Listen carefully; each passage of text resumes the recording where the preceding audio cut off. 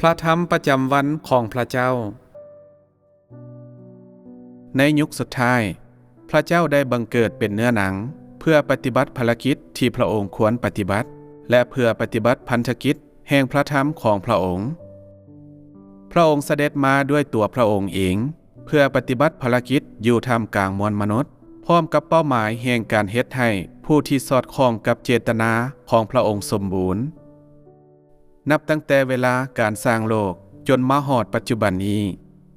พระองค์ปฏิบัติภารกิจประเภทนี้ในระยะยุคสุดท้ายเท่านั้น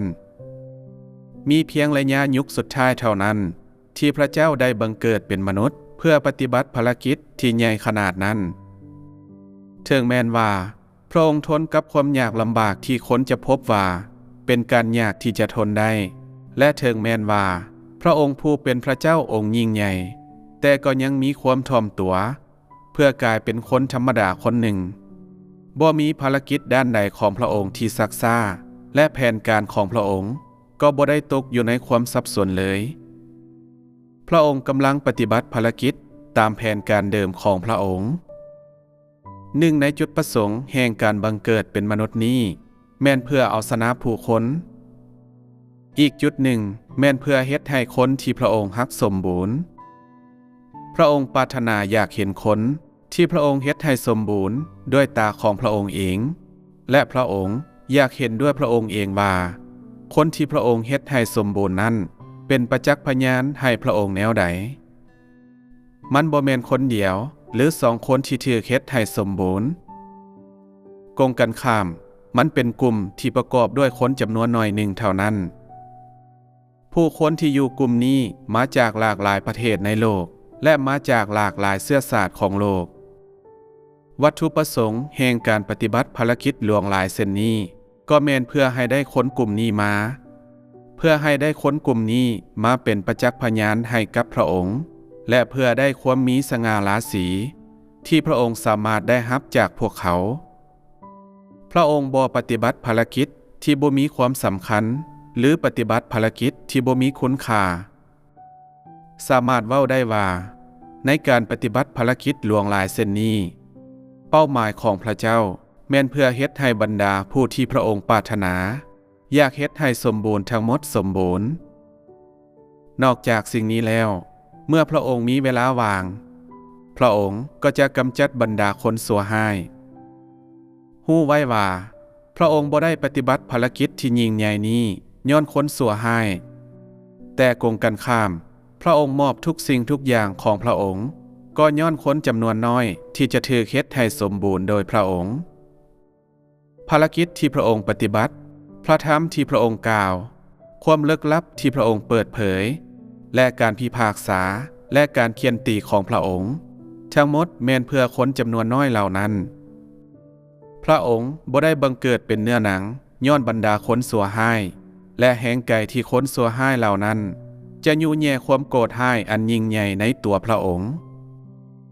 พระองค์กล่าวความจริงและเว้าถึงทางเข้าสู่ย้อนบรรดาผู้ที่จะถูกเฮ็ดให้สมบูรณ์พระองค์จึงได้บังเกิดเป็นเนื้อหนังย้อนพวกเขาและเป็นย้อนพวกเขาพระองค์จึงได้ประทานคำสัญญาและพรของพระองค์ความจริงทางเข้าสู่และชีวิตในความเป็นมนุษย์ที่พระองค์กล่าวถึงนั้นบ่แม่นเพื่อผลประโยชน์ของบรรดาคนชั่วร้ายพระองค์หลีกเว้นที่จะเว้ากับบรรดาคนชั่วร้ายกงกันข้ามปรารถนาที่จะมอบความจริงทั้งหมดให้แก่บรรดาผู้ที่จะถูกเฮ็ดให้สมบูรณ์แต่สำหรับความต้องการของภารกิจของพระองค์ในตอนนี้จึงอนุญาตให้บรรดาคนชั่วร้ายได้รับความอุดมสมบูรณ์บางอย่างจากพระองค์บรรดาผู้ที่บ่ปฏิบัติความจริงผู้บ่เฮ็ดตามใจพระเจ้าและผู้ที่ขัดขวางภารกิจของพระองค์แม่นคนชั่วร้ายทั้งหมดพวกเขาบ่สามารถถูกเฮ็ดให้สมบูรณ์ได้และถูกพระเจ้าปฏิเสธกงกันข้ามคนที่นำความจริงเข้าสู่การปฏิบัติและสามารถเฮ็ดให้พระเจ้าพอใจและผู้ที่เสียสละตนเองทั้งหมดเข้าในภารกิจของพระเจ้าแม่นผู้ที่จะถูกเฮ็ดให้สมบูรณ์โดยพระเจ้าบรรดาผู้ที่พระเจ้าปรารถนาให้สมบูรณ์บ่แม่นผู้ใดนอกจากคนกลุ่มนี้ และภารกิจที่พระเจ้าปฏิบัติแม่นเพื่อคนเหล่านี้ความจริงที่พระองค์กล่าวนั้นแน่ใส่คนที่เต็มใจนำเอามันไปปฏิบัติตามพระองค์บ่ได้กล่าวกับคนที่บ่นำเอาความจริงไปปฏิบัติตามการเพิ่มการยังหู้และการเติบโต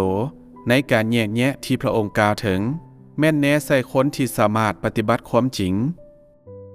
เมื่อพระองค์กล่าวถึงบรรดาผู้ที่จะถือเคล็ดให้สมบูรณ์